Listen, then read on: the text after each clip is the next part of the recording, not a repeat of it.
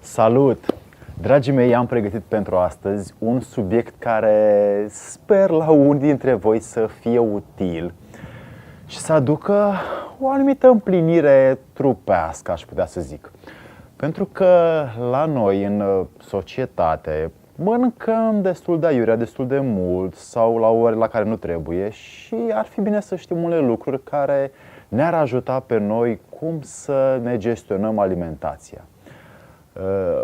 E bine de știut că foamea vine la noi din două motive, dintr-o nevoie a stomacului și dintr-o nevoie a sistemului nervos, a nervilor. Dar hai să începem și să-i dăm drumul.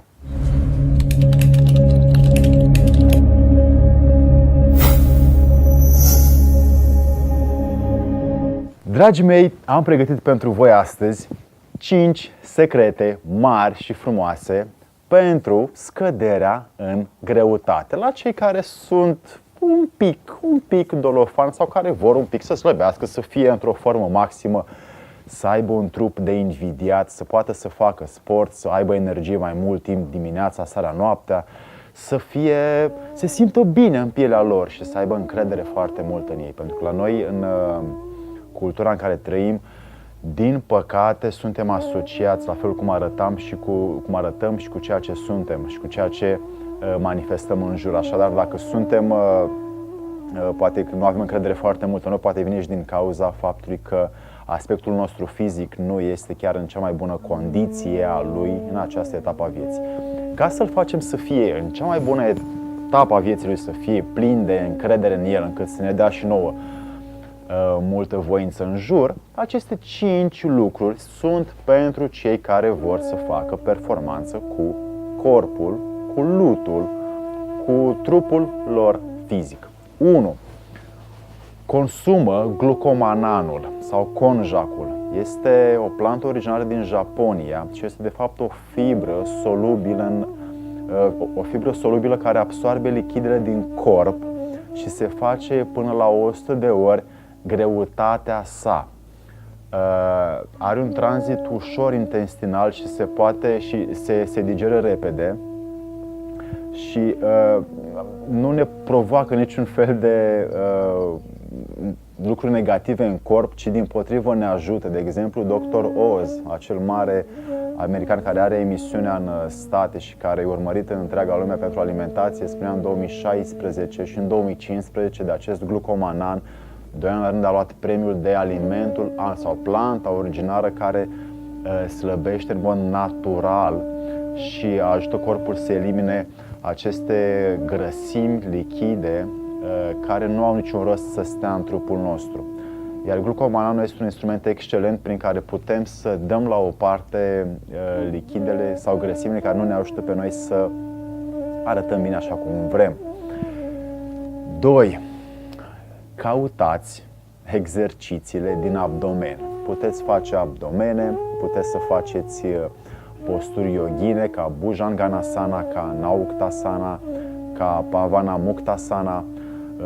Acestea le găsiți și pe Google să vedeți cum se fac sau mergeți la o școală de yoga unde se fac aceste lucruri.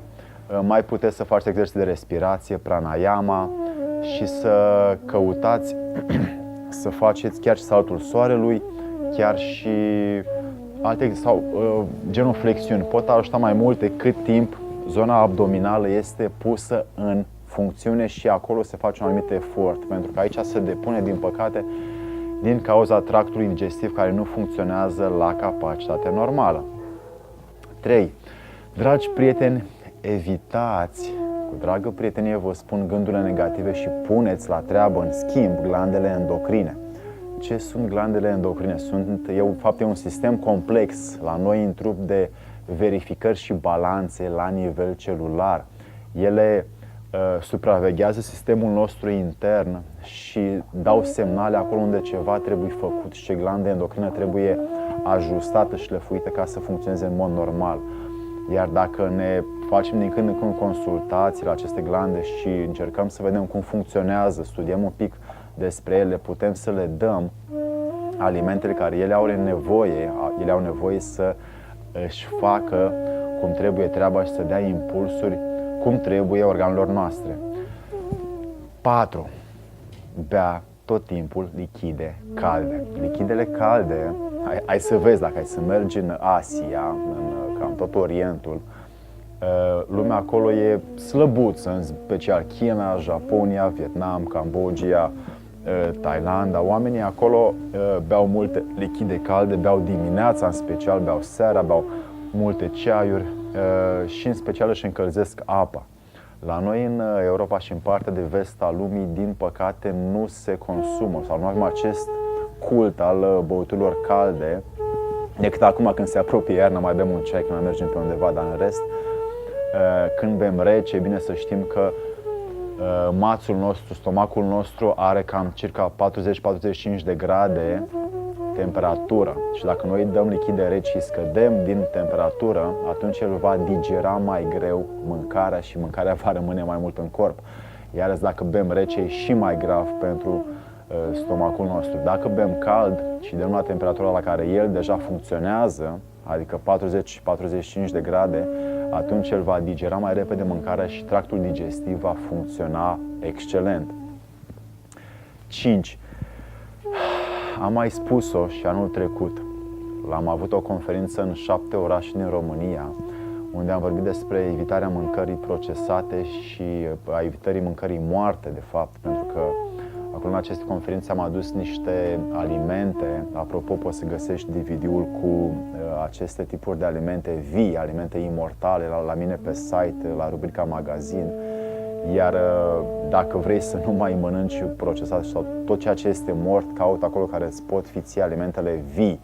Îți dau câteva exemple, poți să mănânci cât de multe murături poți, cât de multă varză murată poți.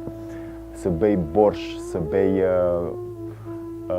zeamă de varză, să mănânci drojdie, sunt mai multe, să mănânci sare din salină. Aceste alimente nu se învechesc, cele se păstrează peste ani și devin din ce în ce mai bune, ca și vinul acela vechi care are multe proprietăți benefice.